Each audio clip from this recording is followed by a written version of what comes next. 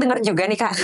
Kemarin itu katanya waktu ke Paris itu yang terbang bajunya doang, tapi Kakak nggak ikut ke sana ya katanya. Bener banget ya. Kenapa kalau boleh tahu Kak? Kalau dulu banget sebelum nikah itu aku takut, tapi masih tinggal di Medan. Iya. Pergi ke nggak sadar kalau kita tuh punya mental health. Tapi aku penasaran Kak, Kakak sendiri ngerasa ada pengaruhnya nggak sih gitu si masalah kesehatan mental ini dengan pekerjaan Kakak ini kan tuntutannya tinggi ya menurutku, demand-nya besar.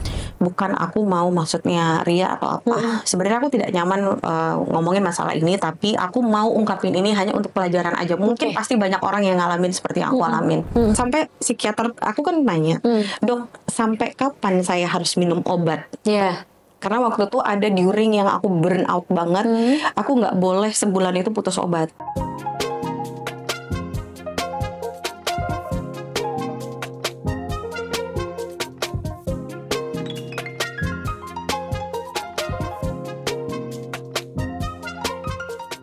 Kalau kita bicara tentang kemajuan perempuan zaman sekarang, banyak sekali perempuan yang sudah terfasilitasi dengan karir apapun yang bisa dinikmati atau dijalani.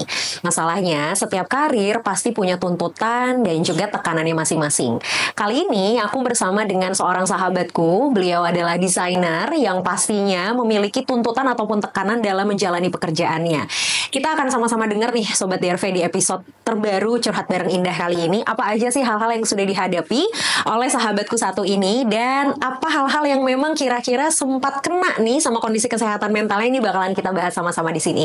Yuk mari semua kita sambut, inilah dia Kak Sari. Halo Kak, apa kabar? Alhamdulillah baik. Alhamdulillah. Kak, mungkin boleh dijelaskan dulu ke Sobat DRV semua, Kak Sari ini sebenarnya siapa sih dan aktivitasnya sekarang apa? Silakan Kak. Ya, assalamualaikum.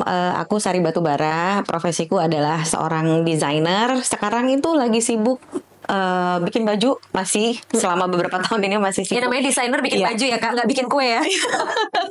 Bikin baju. Tapi aku bikin kue juga. Bikin kue juga? Bikin kue juga. Okay. Aku lagi sekolah baking juga kebetulan. Wow, ini informasi baru ya. Sejujurnya aku baru tahu loh Kakak lagi sekolah baking. Iya.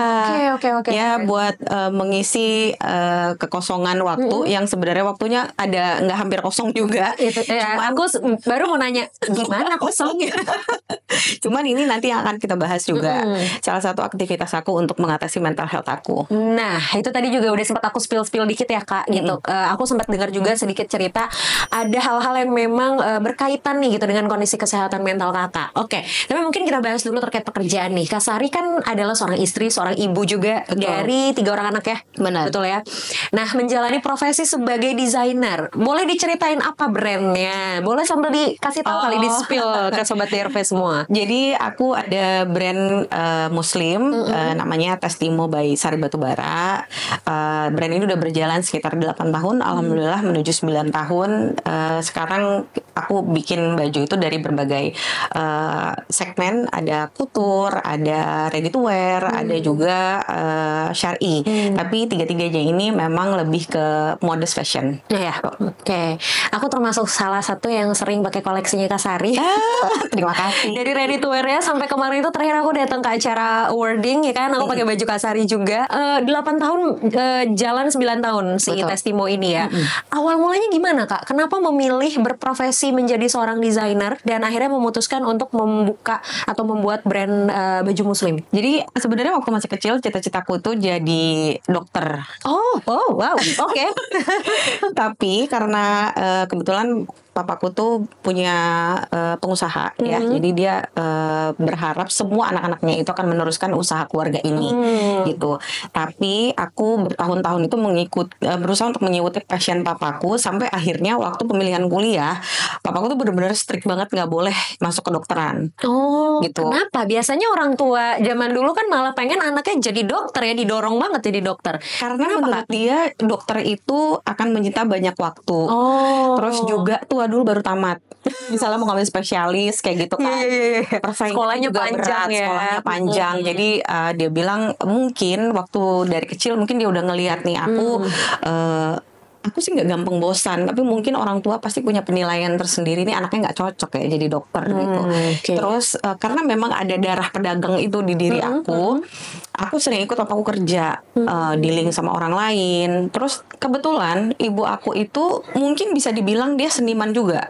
Jadi dia suka banget, kalau orang zaman dulu kan suka ngotak-ngatik baju ya, daripada beli baju yang baru, baju yang lama ditambahlah rendanya atau apa, jadi sesuatu yang baru. Jadi aku ngelihatnya dulu kok seru ya kayaknya ya, bikin mengotak-ngatik baju tuh kok bagus gitu. Dan akhirnya aku suka tuh misalnya kita jalan-jalan. Kalau dulu kan di Indonesia nggak banyak high end brand ya.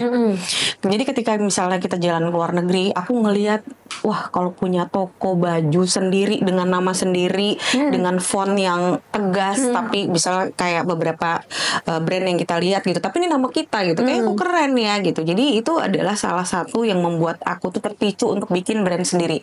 Tapi sebelumnya waktu di Medan itu aku pernah punya butik yang aku belanja dari misalnya dari luar, terus aku jual.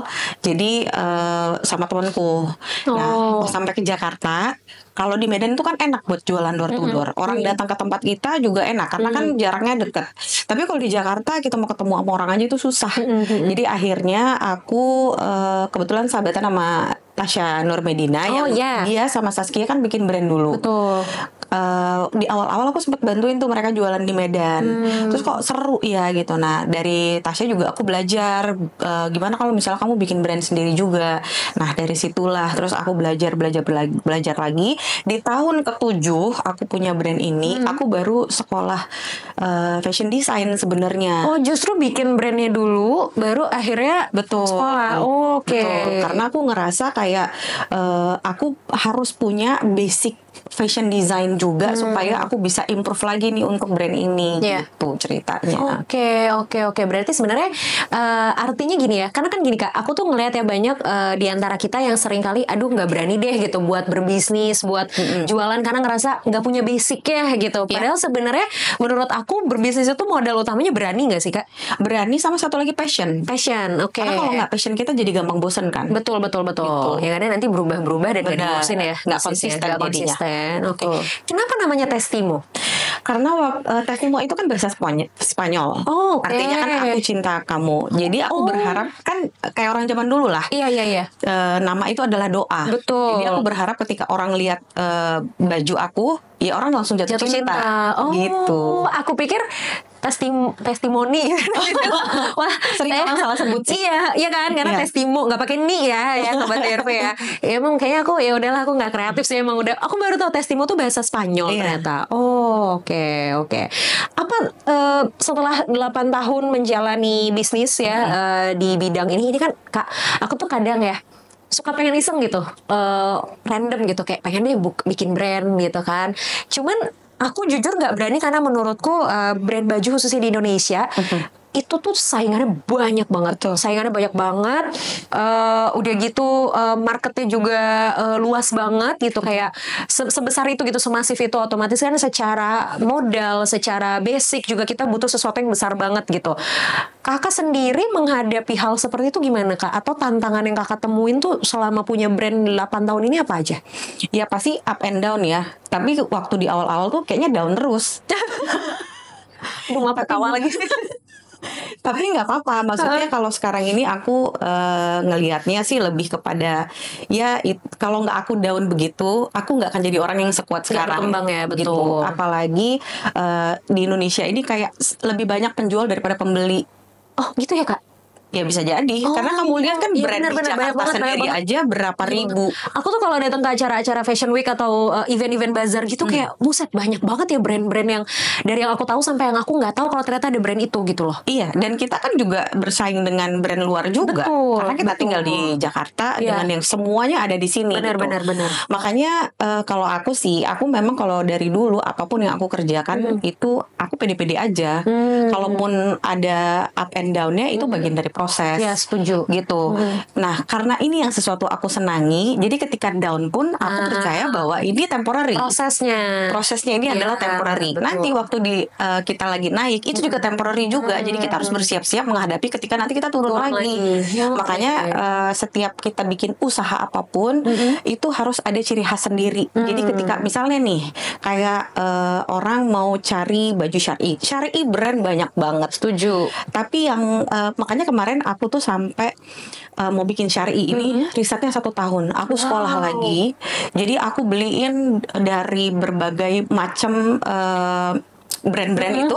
Aku lihat kalau syar'i ini kan dia cuman lurus-lurus aja. Semuanya serba ketutup. Intinya kan di bahan. Karena kan berlapis-lapis orang takut kepanasan. Betul. Berarti harus kenyamanan bahan. Betul. Nah, aku pakai ahli bahan. Jadi kita buat tarik benang merahnya dari semua bahan yang aku bilang enak. Ingredientnya itu kita bikin gimana ceritanya. Kita buat ingredient baru, ringan, tapi gramasinya tebel, tapi dia tidak berat dan tidak panas.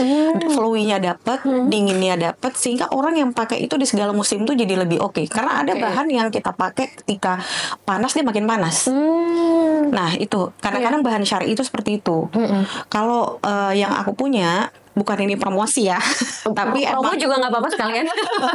Cuman ini aku maksudnya mengedukasi pemilihan bahan itu, karena apalagi kita nih kemarin sempat mengalami cuaca yang sangat panas sekali, tiba-tiba yang ini dingin sekali. Jadi kan kita kayak daripada kita gonta-ganti beli baju sesuai dengan musim, kita ini tropis ya. Cuman kan sekarang memang kayak ada perubahan iklim gitu kan. Jadi memang aku memilih bahan ini yang cocok untuk di segala macam suasana udara gitu. Ya. Jadi ya kalau misalnya kamu dingin banget ya mungkin bisa, karena dia memang ada cooling effect-nya. Tapi cooling effect dan anti UV itu sebenarnya harus ada license ya. Aku tidak mengambil license itu karena aku nggak mau nambahin di HPP. Jadi kalau orang nanya aja ya aku memang bilang ya ini ada cooling effect karena bisa dirasakan ketika menyentuh bahan itu. Gitu. Jadi bikin sesuatu, kalau misalnya jangan takut kita akan kehilangan customer. Karena pertama kita harus memperkenalkan juga ya produk knowledge kita. Nanti seterusnya orang akan cari nih, oh mau cari syar'i yang enak, oh mungkin di brand ini. Kalau mau cari hijab instan mungkin ada juga brand yang lain yang punya. Jadi kita identifikasi brand kita itu memang harus ada yang otentik gitu. Oke. Nah tadi aku nangkep sesuatu, aku akhirnya relate ketika tadi Kak Sari bilang ya berbisnis tuh butuh passion gitu. Karena ya tadi ya ketika di perjalanan, di prosesnya ada down-nya. Kalau kita passion ya kita akan tetap mau, kita akan tetap termotivasi untuk melakukan hal itu gitu kan. Tapi kalau misalnya passionnya on off, giliran down nanti yang ada juga udahlah bungkus aja nih, nggak usah dilanjutin. Itu yang bahaya ya sebenarnya. Dan poin keduanya yang aku tangkap, riset itu matters banget ya Kak. Aku nggak expect kalau ternyata Kakak butuh waktu 1 tahun ya ternyata untuk riset si baju syar'i ini yang membuat supaya identitas dari testimonya apa nih gitu ya di si baju syar'i ini, supaya akhirnya baju syar'i ini tuh jadi hal yang beda dari brand-brand lain gitu. Ya Kak ya. Itu kan nggak bisa kita lihat secara kasat mata. Tapi memang orang harus beli baru bisa tahu perbedaannya antara satu brand dengan brand yang lain. Bisa dilihat juga dengan jahitannya. Itu aku milih tukang jahit aja bisa 3-4 kali baru bisa menemukan sesuatu yang cocok. Dan kalau orang tahu berapa modal yang aku keluarkan dengan harga jualnya, orang pasti bilang lo udah untung Kak. Gitu. Karena riset ini aku 1 tahun aku sekolah. Iya bener juga sih. Aku sekolah, bener-bener aku sekolah di sekolah Perancis. Jadi aku tuh kalau mau melakukan sesuatu itu, aku mempersiapkan uangnya dulu. Jadi biar kita nggak setengah jalan. Terus juga aku harus mempersiapkan mental. Mental tuh udah paling penting ya. Apalagi kan aku punya mental health juga. Pasti kan di seperjalanan itu ketika kita stres pasti akan berpengaruh sekali dengan perjalanan kita. Jadi memang 2 itu adalah materi selain support dari keluarga ya. Materi yang memang harus banget kita siapkan gitu, yang kita siapkan. Oke. Nah, dengan perjalanan 8 tahun Testimo ini menurut Kakak, achievement terbesar yang Kakak dan Testimo sudah capai itu apa aja? Nah, aku itu bukan orang yang tidak berpuas diri, tapi aku memang tidak pernah menganggap satu keberhasilan itu adalah satu kesuksesan yang paling besar di antara kesuksesan yang lain. Masing-masing itu punya porsi sendiri-sendiri di diri aku gitu. Jadi biar kita tuh terus belajar, karena di setiap keberhasilan yang aku capai itu, aku pasti punya proses di situ kan. Di keberhasilan yang lain juga aku pasti punya proses yang berbeda. Jadi itu adalah pelajaran hidup aja aku anggap. Artinya bukan goalsnya tuh bukan pencapaiannya, tapi sebenarnya menikmati prosesnya ya Kak ya, kalau yang aku lihat. Karena goals bagi aku tuh, kenapa aku bikin jualan ini, aku pengen bikin satu usaha yang aku dapat pahalanya, orang lain juga dapat pahalanya. Karena kan kayak kata Ustadz kemarin, kalau kita jualan baju muslim atau kita jualan mukena, kita yang menjual, kita dapat pahalanya, mereka pun juga dapat pahalanya. Gitu. Makanya ketika kemarin itu ada beberapa baju yang aku orang mau bikin baju di aku custom, mau pakaian terbuka itu aku nggak mau. Walaupun yang pakai itu misalnya tidak berkerudung, yang terlalu seksi itu aku pasti nggak mau sih. Karena memang dasarnya esensinya emang pengen ngejar pahalanya tadi ya Kak ya. Karena kan ketika kita mengejar akhirat, dunia kan akan mengikuti. Iya, betul. Wah, luar biasa, Masya Allah. Tepuk tangan boleh? Gak usah ragu-ragu, boleh loh. Agak telat ya, gak kompak lagi. Agak telat ya, kompak. Oke. Nah, tapi aku sempat dengar kan kemarin sebenarnya koleksi Testimo ini sudah sampai ke Paris Fashion Week. Betul. Tahun ini ya, 2024 kemarin ya. Nah, itu gimana Kak ceritanya sampai akhirnya bisa terlibat di Paris Fashion Week? Jadi sebenarnya itu bukan Paris Fashion Week yang official ya. Itu dari IFC juga, dari Indonesia. Yang selama ini aku sering banget mengikuti event-eventnya mereka di Indonesia. Jadi ketika mereka bikin di Paris, memang itu setahun sekali mereka ya invite aku gitu. Jadi aku coba nih, sebenarnya ini adalah salah satu, kalau kita tanya goals tadi, selain yang tujuan mulia itu adalah Paris. Kenapa Paris itu dan Milan adalah salah satu cita-cita mungkin dari semua desainer ya, yang pengen pasti fashion show-nya di sana. Karena kan itu pusat fashion dunia. Betul. Biar kita bisa ya semua mata jadi tertuju kalau misalnya kita udah pernah ke sana. At least buat portfolio kita kan jadi lebih ada nilai plusnya seperti itu. Ya mudah-mudahan sih di fashion maksudnya di apa namanya itu kayak agensi yang lain akan lebih banyak lagi ya di Indonesia, karena sebenarnya kita bersyukur banget tinggal di Indonesia ini yang support di dunia fashion itu sekarang oke banget gitu. Dan memang aku juga ngeliat sih ya gitu, perkembangannya juga udah semakin masif dan semakin besar juga sih ya Kak sebenarnya fashion di Indonesia nih. Tapi aku sempat dengar juga nih Kak, kemarin itu katanya waktu ke Paris itu yang terbang bajunya doang, tapi Kakak nggak ikut ke sana ya. Bener katanya banget ya. Kenapa kalau boleh tahu Kak? Karena aku takut naik pesawat. Nah, ini loh, ada teman takut naik pesawat. Kenapa Kak? Apa yang dibayangin dan apa yang ditakutin ketika naik pesawat ini? Aku sebenarnya takut ketinggian basicnya sih. Jadi kan kalau misalnya nih kita naik, aku tuh pernah dibikin surprise sama temenku makan di lantai 30-an kalau nggak salah. Nah itu aku sampai atas tuh muka aku putih semuanya. Tadinya ditutup matanya, jadi aku nggak tahu tuh lantai berapa. Dan teman-teman aku nih nggak tahu juga kalau aku takut ketinggian. Nah itu kan beneran surprise ya? Beneran surprise. Itu kan kaca semuanya. Dan meja kita itu pas di deket kaca. Jadi pas dia buka tutup mata itu, aku ngeliat tuh bener-bener yang kecil banget kan ke bawah, dan itu tinggi banget. Wah aku tuh lemes sih. Aku nggak pingsan, tapi aku keduduk gitu. Saking, dan teman-teman aku tuh takut kan, ini ternyata dia takut gitu. Nah itu yang membuat aku takut naik pesawat sebenarnya itu. Tapi dulu juga pernah beberapa kali mengalami kejadian yang kurang menyenangkan juga sih. Ya mungkin itu salah satunya. Dan rata-rata di keluarga aku kecuali papaku semuanya takut naik pesawat. Jadi kan terinfluence. Gitu. Makanya aku berusaha untuk tidak menunjukkan rasa takut itu sama anak-anak. Karena takutnya nanti terinfluence ke anak-anak. Karena itu bisa menular menurut aku ya. Oke. Terus berarti kakak sendiri gimana menghadapinya? Maksudnya kan kayak ya gimana ya gitu dengan tuntutan pekerjaan kan pasti nggak mungkin dong kakak di Jakarta aja Betul. gitu kan. Terus kakak juga kan keluarga di Medan masih banyak gitu kan. Ibaratnya kan pasti setidaknya Jakarta Medan tuh terlalui lah gitu. Iya. Agak PR juga kalau perjalanan darat terus gitu. Ya, lumayan ya. Lumayan kan gitu. Nah otomatis kan harus naik pesawat nih gitu. Nah gimana ngadepin situasi yang kakak sadar kakak tuh sebenarnya takut naik pesawat? Nah ini kebetulan kan nanti minggu depan insya Allah aku ke Medan ya. Yeah. Jadi nah ini juga tadi aku abis live di Instagram aku habis ngebahas masalah ini juga. Jadi sebenarnya dulu banget emang takut. Terus Yeah. sempat nggak takut, terus takut lagi karena 2 kali aku turbulence. Waktu itu ada bisnis trip. Yeah. Nah yang ketiga kali naik pesawat di tahun yang sama, itu pesawatnya nggak apa-apa. Yeah. Cuman tiba-tiba tuh aku panic attack. Karena kan rasa trauma yang kemarin tuh mungkin masih kerekam ya. Betul. Gitu, makanya kan aku sempat terapi juga dan sampai sekarang tuh untuk mengatasi rasa psikosomatis aku tuh anxiety aku emang masih terapi. Gitu. Ke psikolog atau Ke psikolog? Psikiater juga. Psikiater juga. Tapi alhamdulillahnya kalau ke psikiater emang dokter tidak menyarankan untuk belum perlu untuk minum secara obat. rutin. Secara rutin. Jadi kalau misalnya ada triggernya aja gitu. Karena kan kalau dulu banget sebelum nikah itu aku takut tapi masih tinggal di Medan. Lagi ke nggak tahu, nggak sadar kalau kita tuh punya mental health gitu.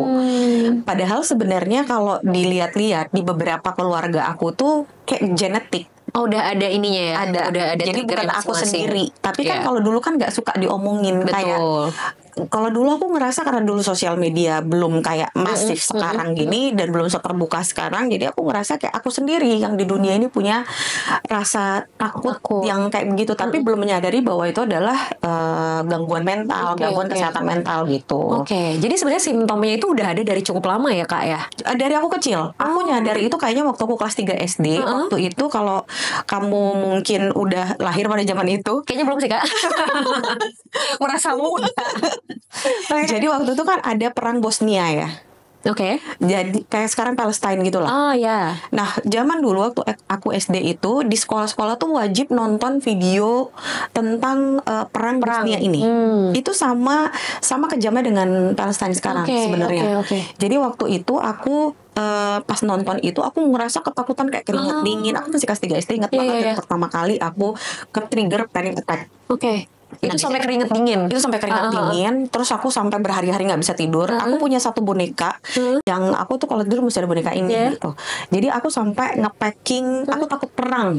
Saat itu aku takut perang, tapi itu sampai aku berharap orang tua aku bisa dibonsai. Jadi aku tuh, karena aku berharap kalau orang tua itu kan larinya nggak kenceng. Sementara aku kan masih muda, kayaknya tenaganya masih kuat gitu ya. Jadi boneka aku tuh aku bawa, terus aku packing satu kayak ransel aku gitu. Aku kepengen orang tua aku bisa dibonsai, bisa aku masukin ke dalam. Jadi kalau ada perang, aku pasti lari langsung bawa. Orang tua aku semuanya, kakak aku bawa dalam satu backpack itu. Jadi si backpack ini tuh kakak persiapkan kalau ternyata perang itu terjadi gitu saat itu di Indonesia. Betul. Gitu ya. Dan sebenarnya backpack seperti itu aku siapkan sampai sekarang. Gitu. Tapi dengan yang berbeda ya. Kamu kalau lihat di mobil aku tuh ada satu koper, koper kecil gitu. Itu aku bawa semua perlengkapan yang memang dibutuhkan, kayak obat-obatan, terus juga baju anak-anak sedikit. Misalnya walaupun satu gitu ya, tapi memang itu harus aku bawa. Satu lagi juga memang karena aku ada back pain, jadi aku nggak bisa terlalu berat juga. Cuman kayak kemarin tuh ada isu-isu tentang Megatrust itu. Aku tuh udah beli kayak P3K yang gede. Jadi aku orangnya kayak emang terlalu overthinking gitu. Jadi cuman kan di kehidupan kita sekarang dengan pekerjaan yang aku sekarang ini kan agak susah ya kalau kita punya rasa takut yang berlebih. Makanya aku selalu mencari kegiatan ya seperti tadi, aku sekolah baking lagi. Jadi aku cari hobi-hobi itu yang membuat kita bisa memproses endorfin di diri aku. Misalnya olahraga juga. Jadi olahraga, aku malah takut gak olahraga. Karena aku mendoktrin diri aku kayak dengan olahraga, dengan aku nonton film lucu, itu membawa dampak yang positif buat aku. Meningkatkan hormon kebahagiaan. Betul. Itu ya. Aku harus punya hormon itu daripada aku nggak mau kalah dengan obat soalnya. Walaupun sebenarnya obat itu memang dibutuhkan untuk merilekskan otot-otot kita. Bukan berarti itu it's a bad thing ya. Setuju. Kalau misalnya dalam situasi dan kondisi tertentu memang aku butuh minum. Gitu. Tapi kakak berusaha untuk mencari jalan yang ibaratnya tidak 100% tuh jadinya obat terus yang diandelin gitu, tapi bahkan diri sendiri dulu gitu ya yang emang Betul, dijadikan betul. andalan. Betul. Oke. Apalagi dengan aku pergi ke psikolog itu, kebetulan aku menemukan psikolog yang menurut aku tuh dia bisa jadi sahabat aku juga. Jadi dengan tukar pikiran dengan dia, terus juga dengan ilmu-ilmu yang dia berikan sama aku, memberikan contoh-contoh dari pasien-pasien lain gitu ya, walaupun dengan disembunyikan nama Iya. gitu ya. Tapi itu membuat aku tuh jadi merasa, oh ya aku nggak sendiri di dunia ini, karena sering sekali orang-orang yang punya masalah dengan kesehatan mental itu selalu merasa insecure kan. Yes, Dia selalu betul. merasa dirinya sendiri yang seperti itu. Betul, Orang lain betul. kenapa nggak begini, kok Iya. aku gini gitu. Jadi itu adalah kiat-kiat aku juga gimana supaya kita itu bisa punya bisa hidup normal tanpa obat. Yes. Gitu. Oke. Oke, nah tapi aku penasaran Kak, Kakak sendiri ngerasa ada pengaruhnya nggak sih gitu si masalah kesehatan mental ini dengan pekerjaan Kakak ini kan tuntutannya tinggi ya menurutku, demand-nya besar, terus ya kita tahu persaingannya juga banyak, Betul. otomatis kan Kakak dituntut untuk 24/7 tuh berpikir inovatif terus gitu loh, kayak ini brand mau diapain, mau dikembanginnya kayak gimana, tetap bertahan tuh caranya seperti apa, itu kan jelimet ya menurutku gitu. Benar. Ada dampaknya nggak dengan Kakak yang tadi memang punya permasalahan di kesehatan mental? Pasti. Dulu aku menganggap adalah hobi. Ini kan pekerjaan aku adalah hobi aku Iya. ya. Hobi itu bisa membuat aku itu jadi lebih Relax. relax dan bisa ke distract. Ternyata kalau hobi itu kita lakukan terus-menerus tanpa ada istirahat, itu malah jadi trigger. Ya, oke. Nah, itu kemarin aku ada burnout juga. Iya. Tapi kan burnout itu bukan masalah kesehatan mental ya, Iya. tapi itu adalah satu kondisi yang kita tuh udah lelah secara fisik dan mental. Betul. Dan akhirnya menimbulkan efek-efek yang lain yang tidak baik gitu ya di tubuh kita gitu. Jadi aku sempat ngerasa waktu itu kok kayaknya kebetulan waktu itu baru keluar tuh. Tadinya aku nggak tahu istilah burnout. Tiba-tiba Caca Tengker ada bikin satu konten tentang burnout diri dia gitu.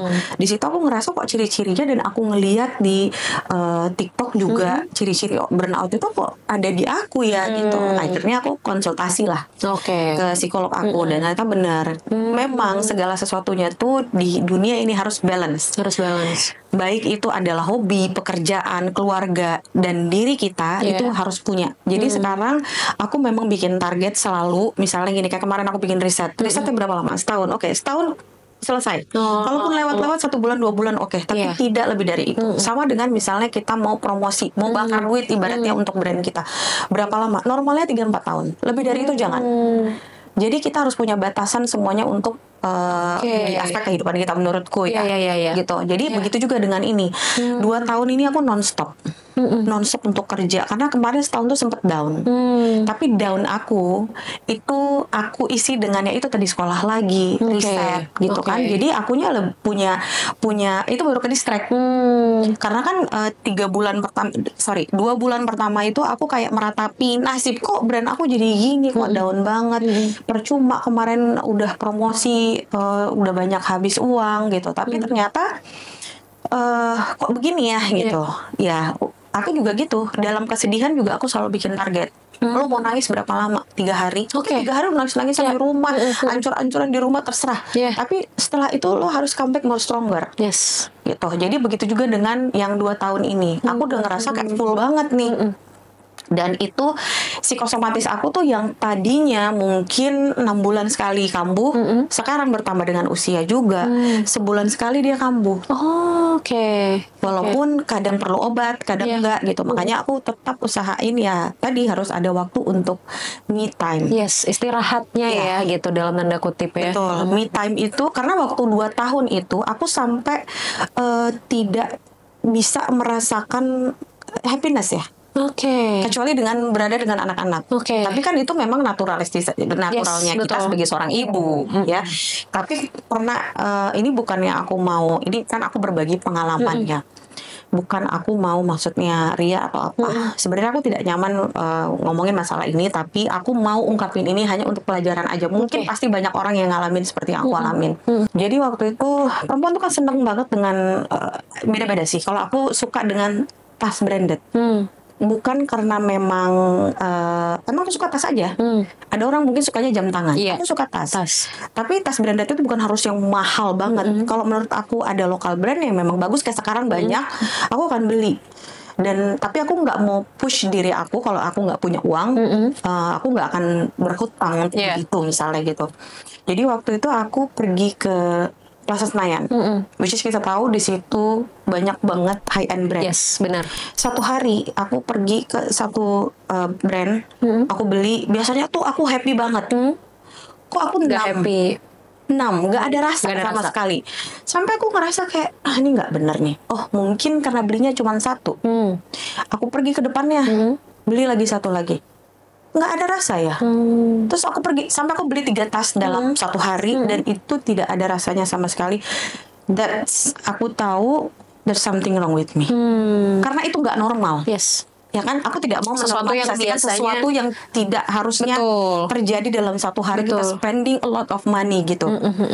Oke, akhirnya aku konsultasi lagi ke psikolog karena waktu itu aku nggak mau membicarakan sama suamiku.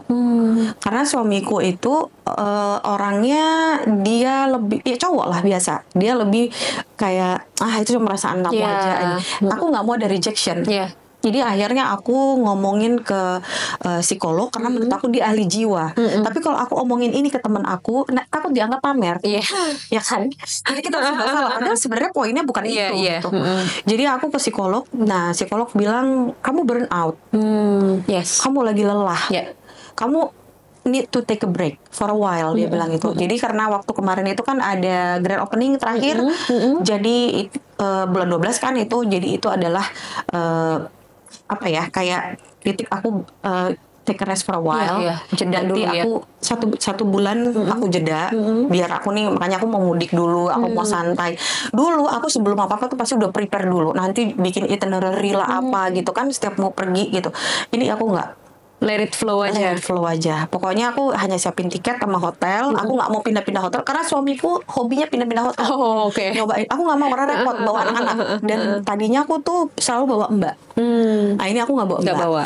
Pertama kali aku traveling nggak bawa mbak. Walaupun di sana nanti akan ada yang membantu juga. Tapi kali ini aku bener-bener pengen mengukur kemampuan diri aku sama kemampuan anak-anak supaya mereka juga belajar ketika situasi itu. Memang kan manusia kalau lagi terdesak pasti lebih kreatif. Yes, betul. Jadi itu yang aku harapkan buat anak-anak juga dan buat Iya, diri aku. survival mode-nya lebih kelihatan mode, ya, iya. lebih muncul. Dan aku tuh nggak mau yang, aku udah bilang juga nih sama tim aku juga selama 1 bulan ini.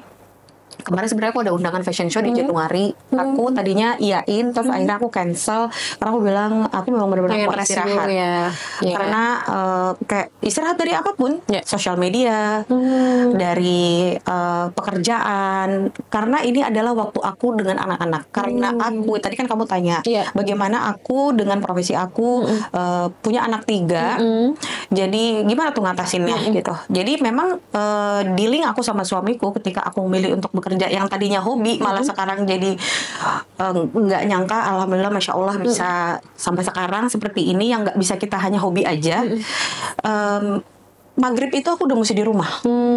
Makanya anak-anak dari sekolah les sampai waktu maghrib. Iya. Jadi ketika aku di rumah, aku taking care of anak-anak. Oke. Nah malam-malam sebelum tidur aku pasti akan ada komunikasi dengan anak, tanya mereka ngapain, mereka juga boleh nanya apa aja, komunikasi. Terus juga satu lagi recite, jadi bacaan-bacaan, hafalan-hafalan itu memang aku maunya tuh dari aku. Iya. Karena ujung-ujungnya juga kita pasti semuanya terus harus ke yang di atas kan gitu. Jadi aku tidak mau melupakan kewajibanku sebagai seorang ibu juga. Tapi waktu kemarin lagi sibuknya itu ada juga loss. Sampai aku merasa kayak kok gue jadi dunia terus ya gitu. Karena ketika kita kayak selalu, ini aku basically bukan yang orang yang tahu ngerti agama banget. Aku hanya menceritakan tentang pengalaman yang aku alamin aja. Jadi waktu aku ngerasa kayak memang Allah itu menciptakan seorang yang namanya Sari Batubara ini. Lo ketika hidup di dunia nih nanti kamu cepat banget dapet peringatan. Jadi misalnya nih dulu aku buat sesuatu yang nggak baik, mungkin seminggu berapa hari kemudian aku pasti dapat balasannya langsung gitu. Menurut aku itu bukan hukuman, tapi adalah peringatan buat aku untuk kita tidak berbuat lagi. Iya. Jadi memang aku untuk berbuat sesuatu yang kurang baik itu memang agak takut. Jadi sama dengan rasa takut aku ini. Rasa takut aku ini kadang-kadang membuat aku tuh merasa kenapa ya, bertanya, kenapa ya kok aku seperti ini dikasih ujiannya gitu. Tapi di sisi lain aku merasa ini gift buat aku. Oke. Karena dengan punya rasa takut itu aku jadi punya rem Betul, setuju. terhadap hidup. Jadi aku banyak pertimbangan seperti itu gitu. Memang kan kita tidak boleh mempertanyakan sama Tuhan kenapa gitu. Ya terserah dia. Betul. Kita nggak bisa dapat jawabannya Nggak bisa juga. dapat jawabannya juga. Cuman kemarin 6 bulan belakangan ini yang aku burn out itu, aku lagi ada di satu fase kehidupan yang mungkin semua manusia pasti pernah merasakan di fase itu, yang kita punya masalah, nggak ada yang bisa nolongin kita kecuali Tuhan gitu. Iya. Nah itu aku lagi di masa yang itu kemarin gitu, sampai kita kan kalau doa sholat pasti doa. Doa itu pasti kan kita minta apa yang kita mau. Aku tuh sampai nggak tahu lagi Mau doa apa, minta karena ketika aku mau doa juga aku nggak tahu mauku apa gitu. Jadi ya aku sholat tapi doanya ya udah doa template aja kan gitu. Jadi ya udah biasanya tuh doa tuh aku tuh ya Allah aku minta ini enggak, ini cuma doa yang kayak Robbana Atina gitu, cuma yang gitu-gitu. Ya sudah gitu. Jadi kayak kosong walaupun kita sholat ternyata juga mungkin aku hubungan sama Allah saat itu sholat, tapi ya mungkin karena kita udah terbiasa aja kita sholat, tapi bukan hanya kewajiban tapi bukan kebutuhan kita lagi gitu. Jadi aku berusaha untuk kemarin itu minta benar-benar aku minta sama Allah, ya Allah ini aku tahu ada yang salah sama diri aku, tapi kalau aku juga pas aku pergi ke psikolog saat itu, psikolog yang tadinya aku ngerasa aku selalu mendapatkan jawaban yang aku mau, saat itu aku tidak mendapatkan jawaban yang aku mau. Sebenarnya kan orang-orang yang punya masalah dengan masalah mental ini pengen didengar, dan nanti dia mendengar apa feedbacknya tuh yang validasi kayak gitu. Jadi waktu itu aku nggak didukung. Jadi lebih kepada ya sabar aja ya ini. Gue tahu gue memang hidup tuh harus sabar, tapi saat ini gue lagi nggak pengen denger itu gitu. Jadi akhirnya aku nggak memutuskan untuk aku coba untuk tidak makan obat, untuk tidak ke psikolog. Jadi aku berusaha untuk memperbaiki hubungan aku sama Tuhan. Dulu kalau misalnya aku sholat subuh ya sama wajah, maksudnya gini, kadang tepat waktu, kadang kayak mepet-mepet, sebangunnya aja gitu, tapi langsung sholat. Nah cuman kan jadi nggak enak. Terus aku akhirnya kayak waktu itu satu hari itu aku nggak bisa pergi kemana-mana, kayak aku benar-benar nggak mau angkat telepon. Aku cuman di kamar aja seharian dengan posisi yang sama. Jadi bergerak itu hanya sholat, makan, sama ke toilet gitu. Terus aku bilang ya Allah, aku ini manusia yang kurang bisa melihat tanda-tanda. Gitu. Jadi aku minta sama Allah tuh supaya Allah tuh memberikan sesuatu tanda-tanda yang sama aku yang sampai yang jelas sejelas-jelasnya gitu ya. Aku pengen jawabannya itu. Jadi aku memang waktu itu di antara dua pilihan. Terus aku sholat istiqoroh. Aku mencoba untuk memperbaiki hubungan aku sama Allah juga. Jadi aku bikin alarm. Aku olahraga itu, kita juga cari tahu nih di tubuh kita. Kadang-kadang ada olahraga yang sore kita malah nggak bisa tidur. Jadi tubuh kita tuh aktif. Betul. Nah aku ternyata orang yang harus olahraganya di pagi. Baru badannya itu bisa smooth seharian, dan malamnya itu tidurnya gitu. Jadi aku coba jalanin itu. Aku coba makannya kurangin tepung-tepung, karena biasanya itu trigger juga kan. Makan makanan yang apalagi aku laktos intoleran. Jadi kalau ada makanan-makanan yang ke-trigger, kambuh lah GERD itu menjadi trigger buat pemicu untuk psikosomatisnya kambuh. Jadi aku mencoba menjaga itu sampai akhirnya waktu jam 4 itu kan kita sekarang 4.15 ya subuh, jam 4 itu aku tahajud dulu. Terus di situ aku doanya panjang. Doanya panjang sampai 4:30. Terus seminggu aku lakukan itu. Tiba-tiba hidup aku tuh berubah. kayak aku tuh mendapat satu keyakinan dan sehari-hari itu kayak ya udah itu kan namanya aku lagi burnout kan. Iya. Nggak tahu ya jalan hanya menjalani hari-hari ya. Ya udah mau makan lapar makan, ya kerja ke kantor kayak Ngantuk gitu. tidur. Ngantuk tidur gitu kan. Tiba-tiba hari itu benar-benar kayak seminggu itu setelah aku berusaha untuk memperbaiki ibadah itu adalah memperhubungan kita sama Allah ya. Semuanya tuh jadi smooth. Kayak Allah tuh mendatangkan hal-hal yang baik sama aku dan jawaban-jawaban itu emang bener tadi Iya, langsung kayak gitu. langsung. Itu yang membuat aku tuh jadi semua beban yang ada di pundak aku tuh jadi kayak luntur semuanya. Usur gitu ya, jatuh Iya, semuanya. gitu. Jadi Oke. sekarang aku, nah ini nanti kan takut naik pesawat kan. Iya. Kemarin aku juga doa yang sama. Oke. Ya Allah, kalau aku ke psikolog juga percuma. Pasti nanti dia akan bilang, iya kamu pasti akan meditasi dulu Iya, dengan iya, step-stepnya. Gitu. Betul, betul. Nggak bisa nih. Aku mesti dikasih sesuatu sign yang membuat aku tuh emang jadi manusia yang bukan pemberani, tapi at least aku tuh berpasrah diri gitu. Kemarin aku pergi nih sama temen-temennya anak aku, terus ada ibu-ibunya kan. Nah cerita nih soal takut naik pesawat. Ternyata si teman mamanya anaknya temenku ini juga takut naik pesawat. Oh. Jadi dia bilang dulu dia tuh suka bisnis trip sama bosnya. Terus kan waktu dia takut, bosnya tuh bilang, ngapain sih takut nih ya? At the end kan semua orang pasti meninggal. Bener. Jadi kamu tuh harus belajar untuk ya udah berpasrah diri. Terus nanti sebelum berangkat kita baca 2 kalimat syahadat aja. Jadi kalau terjadi sesuatu pun kita mati dalam Islam. Betul, betul. Dia bilang gitu.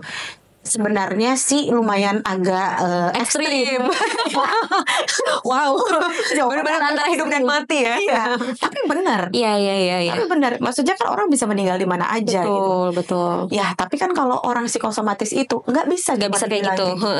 Ya, memang satu-satunya itu memang harus berserah diri. Ketika ada orang yang menasehati kita, apakah itu sebagai nasihat ataupun jadi pelajaran hidup sama kita? Kan kita harus bisa mengambil hal-hal yang positif dan negatif dari segala apapun yang kita alamin gitu kan. Ada timbul keberanian sedikit. Nah, ini nggak tahu nih. Tapi aku udah prepare obat sebenarnya. Oke. Dari dokter juga. Tapi nggak tahu. Mudah-mudahan nanti yang tadinya aku 3 hari sebelumnya nggak bisa tidur, mulai 2 malam ini sih aku udah bisa tidur. Oke. Nah mungkin aku juga sekalian jelasin dulu kali ya kayak sama sobat DRV semua. Mungkin tadi kan Kak Sari sempat nyebut burnout, sempat nyebut psikosomatis. Mungkin banyak juga yang sebenarnya belum paham sebenarnya burnout dan psikosomatis ini apa gitu. Jadi burnout ini adalah ya tadi sebenarnya kondisi kelelahan secara ekstrim gitu ya, baik secara fisik ataupun psikis.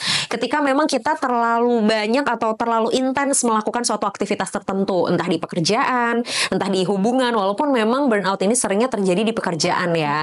Dan salah satu ciri yang paling kelihatan adalah gini, kita tuh kalau udah burnout tuh biasanya ya Kak, hal yang biasanya kita suka, hal yang biasanya kita passion, hal yang biasanya kita seneng banget aja, tiba-tiba jadi kehilangan happiness-nya. Nah kayak tadi Kak Sari cerita gitu, beli tas sampai 3, tapi kok gak dapat happiness apa-apa nih, gak ada perasaan apa-apa. Bener, aku setuju banget tadi psikolognya bilang itu adalah salah satu ciri burnout sebenarnya.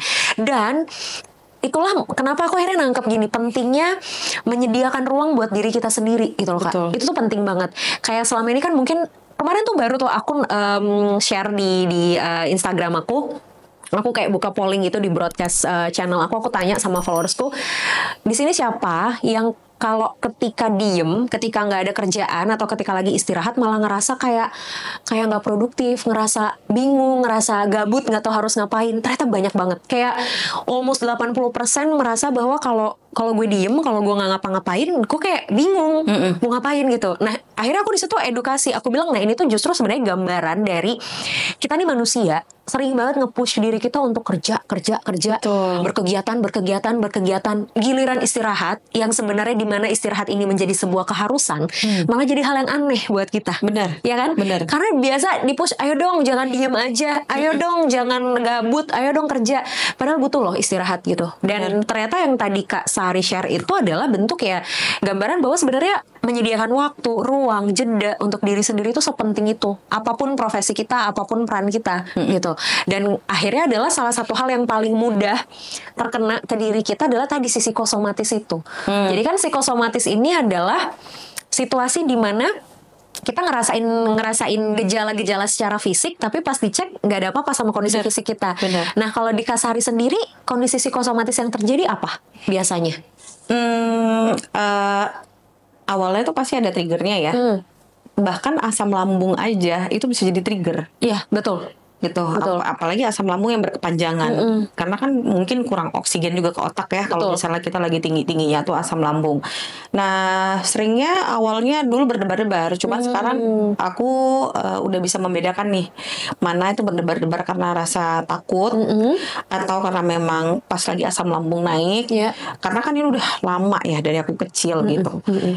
Tapi yang sering banget aku rasain itu adalah rasa sedih campur rasa takut, tapi nggak tahu sebabnya apa. Kenapa? Iya. Tiba-tiba aja kayak feeling no good aja gitu. Jadi kayak mau ketemu sama orang tuh jadi nggak fokus kalau ngomong. Iya. Terus juga tiba-tiba kita suka ngeblank. Kayak apalagi tuh menjelang maghrib kan biasanya gitu ya. Katanya psikosomatis itu sering kambuh ketika menjelang pergantian hari gitu. Nah itu tuh aku biasanya suka kayak ngerasa kayak mau terjadi sesuatu tapi nggak tahu apa gitu. Perasaannya nggak enak aja. Iya, iya. Kayak gitu. Oke. Beda sama panic attack ya. Iya, benar. Dan kalau panic attack-nya kakak sendiri sebenarnya tidak selalu spesifik ke naik pesawat kan? Ada hal-hal lain juga yang ini ya, yang Iya. jadi trigger. Salah satu lagi tuh karena psikosomatis aku tuh lebih cenderung takut penyakit. Oh. Jadi aku tuh kalau misalnya nih sakit kepala, aku udah mikirnya tuh jauh banget.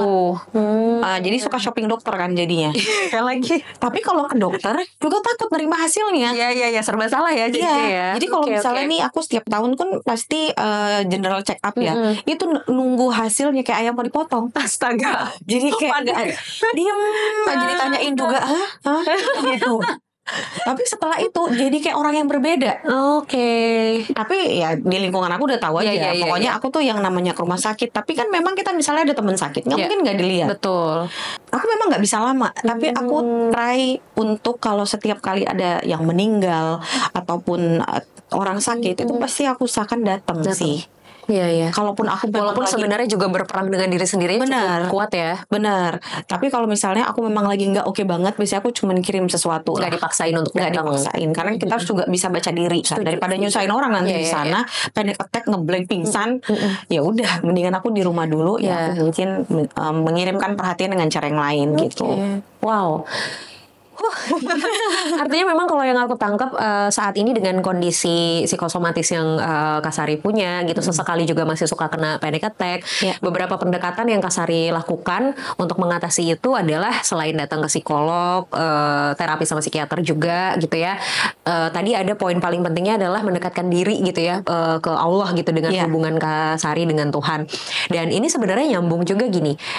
Banyak orang berpikir bahwa datang ke psikolog ataupun psikiater itu secara instan akan menyelesaikan masalah kita. Iya, tujuannya itu situ, betul. Tapi prosesnya kalau bukan dari diri kita sendiri akan jadi percuma, ya nggak sih? Benar. Ya kan, makanya tadi Kak Sari bilang obat itu membantu, betul gitu. Tapi bukan jadi satu-satunya bantuan kalau bukan diri kitanya sendiri yang berusaha keras. Benar. Dan aku nangkep itu di Kak Sari gitu. Kayak tadi Kak Sari, oke, ada waktu-waktu di mana Kak Sari datang ke psikolog nih, Kak Sari nggak dapat jawaban yang sesuai dengan harapan Kak Sari, nggak dapat validasi yang sesuai dengan harapan Kak Sari. Oke, apa yang saya bisa lakukan untuk diri saya sendiri merasa lebih tenang?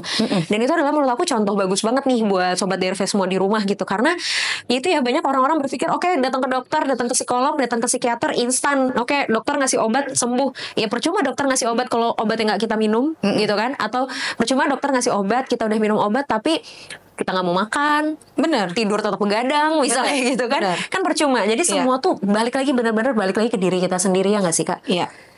Dan harus tahu juga ya bahwa beruntungnya aku yang shopping dokter ini, jadi tahu kan sedikit, walaupun aku bukan dokter tapi tahulah sedikit tentang kesehatan gitu. Jadi sebenarnya Allah itu menciptakan segala sesuatunya, apalagi manusia itu paling sempurna.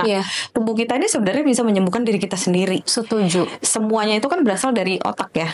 Jadi betul. Aku tuh berusaha memang untuk bukan meditasi. Mungkin kalau dalam Islam bisa kita dengan zikir gitu ya. Atau aku tuh percaya banget dengan kehidupan yang lain. Jadi biasanya aku kalau misalnya lagi lelah-lelahnya, lagi rasa takut datang, itu kan biasanya yang halus-halus suka datang ya. Betul. Jadi aku biasanya mendengarkan murotal atau meruqyah diri sendiri. Aku buka di air gitu. Itu juga salah satu meditasi secara Islam yang aku lakukan supaya dalam keadaan kita mungkin sedih banget, marah banget, kita terhindar dari hal-hal yang negatif. Karena kadang-kadang kita harus tahu juga kalau misalnya kita lagi dalam keadaan down banget, mereka suka datang kan. Yes, betul. Gitu. Jadi itu juga harus kita preventif lah. Bentengin ya. Bentengin diri kita yang memang ujung-ujungnya pasti kita balikan lagi ke yang di atas lagi gitu. Aku kebetulan percaya banget sama kekuatan dari Allah gitu, melebihi dari kekuatan apapun. Cuman balik lagi ke diri kita, ketika kita sebagai manusia, kekurangan kita adalah kurang yakin, kurang tawakal kan, kurang percaya. Kadang-kadang kita merasa Allah tuh denger nggak sih? Aku lagi kayak begini, kok Allah nggak bantu aku? Tapi at the end, setelah kita melewati, besok juga kita pasti melewati juga kan hari itu gitu. Jadi ketika, dan harus tahu ya, biasanya sampai psikiater aku kan nanya, dok, sampai kapan saya harus minum obat? Karena waktu itu ada during yang aku burn out banget, aku nggak boleh sebulan itu putus obat. Nah terus aku takut juga tuh, apakah cara minum obat ini harus tapering? Karena kalau nggak tapering nanti bakalan jadi efeknya jadi kurang baik gitu. Ternyata dibilang enggak, karena dosis kamu tuh sebenarnya rendah. Saya tuh hanya memberikan 0,0 sekian dosisnya. Cuman biasanya orang-orang yang punya psikosomatis ini ketika minum obat itu jadi kayak sugesti. Jadi gue udah minum obat berarti gue fine-fine aja. Sebenarnya obat itu hanya merilekskan sedikit. Tapi memang kan dokter nggak kasih tahu, karena pengen kamu tuh belajar dulu mengkondisikan, mengkontrol emosi kamu itu dengan baik, gitu. Nah jadi waktu itu aku langsung ngerasa kayak, oh iya, tubuh kita ini bisa kok, gitu. Kita bisa. Iya, kita coba again kalau misalnya pas lagi down, kita take time dulu, break dulu berapa hari, 1 hari, 2 hari. Setelah itu kita coba cari way out-nya untuk diri kita sendiri. Dan psikiater aku bilang, kalau kamu tadi nanya sama saya, kalau kamu berapa lama kamu harus minum obat sampai support system kamu tuh baik. Kalau kamu nggak bisa nolong diri kamu sendiri, karena sebenarnya tuh masalahnya ada di diri kamu. Ada diri pikiran kamu, dia bilang gitu. Kalau kamu di keluarga tidak punya support system yang baik, kamu harus minum obat. Kalau kamu nggak bisa keluar sendiri dari masalah kamu. Tapi kalau misalnya kamu punya support system yang baik, kamu nggak perlu obat ini sebenarnya. Dan suamiku, bukan aku maksudnya bukan suamiku ya, tapi suamiku ini tidak paham masalah ini, karena dia tidak pernah mengalami seumur hidupnya bergelut dengan masalah kesehatan mental. Jadi memang orang kalau nggak pernah di kaki yang sama, mereka nggak akan tahu rasanya yang gimana. Agak sulit memposisikan dirinya. Agak sulit. Sampai pada satu hari dia tuh pernah, ya kita akhirnya jadi punya. Mostly orang pasti punya masalah dengan pasangannya. Kalau misalnya baik itu bipolar, baik itu psikosomatis, pasti punya masalah kalau misalnya seandainya pasangannya tidak mengerti gitu. Jadi bertahun-tahun itu aku berusaha untuk menyembunyikan itu. Waktu di awal-awal dulu aku di Medan, yang aku tadi bilang di daerah itu pasti menjadi stigma yang kurang baik kalau kita pergi ke psikolog atau psikiater tertentu. Suamiku tuh karena dia nggak bisa handle, dia bilang, ayo aku temenin kamu ke psikolog. Aku di situ marah, aku nganggap kamu anggap aku gila ya gitu. Sampai akhirnya aku pindah ke Jakarta. Mungkin itu juga berubah ya pikiran aku, karena kan memang mungkin kalau kita hijrah itu lingkungannya baru, jadi mungkin pemikiran kita tuh bisa berubah juga gitu ya. Nah di situ tuh aku baru belajar bahwa ternyata it's okay not to be okay ya. Dan it's okay we're asking for other help gitu. Jadi akhirnya aku pertama kali ke psikolog itu, dan aku nggak menganggap itu sesuatu yang menyeramkan, ternyata kayak ngobrol aja gitu. Kenapa orang menganggap kayak kalau kita pergi ke psikolog tuh kayak kita gila gitu. Betul. Ya kan? Padahal tidak menyeramkan loh datang tidak ke psikolog. menyeramkan. Juga kita membawa feedback yang tadinya kita nggak tahu ilmunya, jadi kita tahu. Dan itu bagus buat diri kita. Kalau memang kita butuh, pergilah. Pergi ke psikolog, pergi ke psikiater, pergi kemanapun kita yang rasa kita butuh. Banyak orang sekarang kayak di Bali, pergi retreat, pergi. Kalau memang itu ngerasa itu cocok, karena kan ke psikolog pun nggak semua psikolog kita cocok. Aku tuh udah shopping psikolog juga, berbagai psikolog, sampai aku menemukan yang psikolog ini yang akhirnya bisa menjadi sahabat aku juga sekarang gitu. Tapi ya at the end balik lagi ke diri kita sendiri ya. Karena bertahun-tahun aku tanpa dukungan dari keluarga, dari suami, apalagi bukan dia nggak mau, tapi he just don't know how to handle. Dia nggak paham. Ya orang kan juga, makanya kenapa ada orang yang sekolah sampai ini ya, sekolah psikolog, karena mereka memang ahlinya untuk jiwa orang lain, mengobati jiwa orang lain. Suami saya kan bukan psikolog. Gitu. Wow, Kak Sari, thank you so much for sharing. Terima kasih banyak, ilmunya banyak banget. Boleh kita tepuk tangan dulu teman-teman buat Kak Sari. Terima kasih banyak. banyak. Sama-sama. Aku nangkep banyak banget hal terkait dengan ya itu tadi ya gitu. Kak Sari melihat bahwa ya mungkin memang struggle pasti ya. Struggle di awal itu udah pasti. Cuman pada akhirnya Kak Sari belajar untuk menguasai diri sendiri, mengenal diri sendiri, memperbaiki hubungan Kak Sari dengan Tuhan ibaratnya gitu. Mencoba berbagai macam aspek lah dari segi spiritualnya, dari segi medisnya gitu ya, dari segi psikologisnya. Intinya kan semua tuh adalah untuk kita baik sama diri kita sendiri gitu. Dan pada akhirnya sesibuk apapun Kak Sari gitu ya, dengan tuntutan pekerjaannya dan profesinya, Kak Sari selalu menyediakan ruang untuk diri sendiri. Itu sebenarnya momen yang terpenting yang bisa jadi pelajaran sih buat kita semua. So aku thank you banget Kak Sari sudah mau berbagi. Sehat selalu. Amin. Selamat menikmati waktu istirahat ya. Have fun please ya. Pekerjaannya ntar dulu ya, ntar ada waktunya kok gitu ya, untuk balik lagi, untuk diurusin lagi. So thank you juga untuk Sobat DRV semua di rumah yang sudah menyaksikan episode Curhat Bareng Indah kali ini. Kita akan bertemu lagi di episode selanjutnya. So bye.